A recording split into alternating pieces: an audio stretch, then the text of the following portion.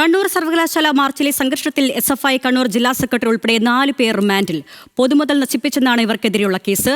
സംഘർഷവുമായി ബന്ധപ്പെട്ട് 200 പേർക്കെതിരെ പോലീസ് കേസെടുത്തിരുന്നു. വിവരങ്ങളുമായി നിഖിൽ അളവൂരുണ്ട്. നിഖിൽ, ഈ പ്രതിഷേധത്തിനു പിന്നാലെ സർവകലാശാല രജിസ്ട്രാർ സർവകലാശാലയിലെ വസ്തുവകകൾ നശിപ്പിച്ചെന്നൊക്കെ കാണിച്ച് പരാതി നൽകിയിരുന്ന SFI പ്രവർത്തകർക്കെതിരെ ഇതിലടക്കമാണ് ഇപ്പോൾ നടപടിയെടുത്തിരിക്കുന്നത്.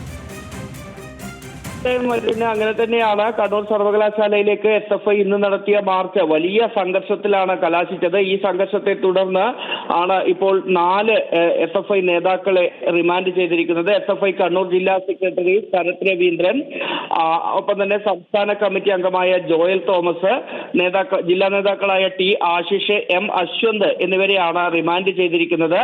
20 പേരെയാണ് ഈ സംഘർഷവുമായി ബന്ധപ്പെട്ട് കണ്ണൂർ ടൗൺ പോലീസ് അറസ്റ്റ് ചെയ്തിരുന്നത്. 20 പേരെ അറസ്റ്റ് ചെയ്ത് ജാമ്യത്തിൽ വിട്ടു. 200ഓളം പേർക്കെതിരെ സംഭവത്തിൽ പോലീസ് കേസെടുത്തിട്ടുണ്ട്. നമ്മൾ രാവിലെ ദൃശ്യങ്ങളിലൊക്കെ കണ്ടതുപോലെ പോലീസിന്റെ കനത്ത സുരക്ഷാ സംവിധാനങ്ങൾ ഉണ്ടായിരുന്നെങ്കിലും അതിനെയെല്ലാം മറികടന്ന് സർവകലാശാല ആസ്ഥാനത്തും തുടർന്ന് അവിടെ ജനൽ ചില്ലുകളും വാതിലുമെല്ലാം തകർത്തതിന് ശേഷം VC-യുടെ ചേംബറിന് മുന്നിലും പ്രവർത്തകർ എത്തിയിരുന്നു. ഈ സംഭവത്തിലാണ് പിന്നീട് സർവകലാശാല രജിസ്ട്രാർ പോലീസിൽ പരാതി നൽകുന്ന ഒരു സാഹചര്യം ഉണ്ടായത്. 25,000 രൂപയുടെ നഷ്ടം SFI പ്രതിഷേധത്തെ തുടർന്ന് ഉണ്ടായി എന്നായിരുന്നു രജിസ്ട്രാറുടെ പരാതിയിൽ പറഞ്ഞത്.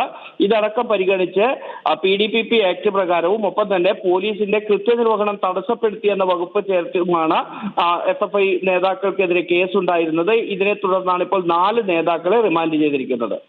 ശരി, SFI കണ്ണൂർ ജില്ലാ സെക്രട്ടറി അടക്കമാണ് റിമാൻഡിലായിരിക്കുന്നത്. നിഖിൽ അളവൂരാണ് വാർത്തയുമായി ബന്ധപ്പെട്ട വിവരങ്ങൾ പങ്കുവച്ചത്.